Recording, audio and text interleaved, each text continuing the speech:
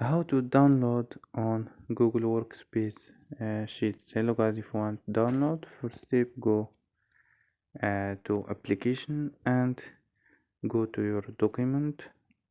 So I will go to this document and click this option and scroll down and click this option. This is download, so click download. So don't forget like and subscribe. Bye.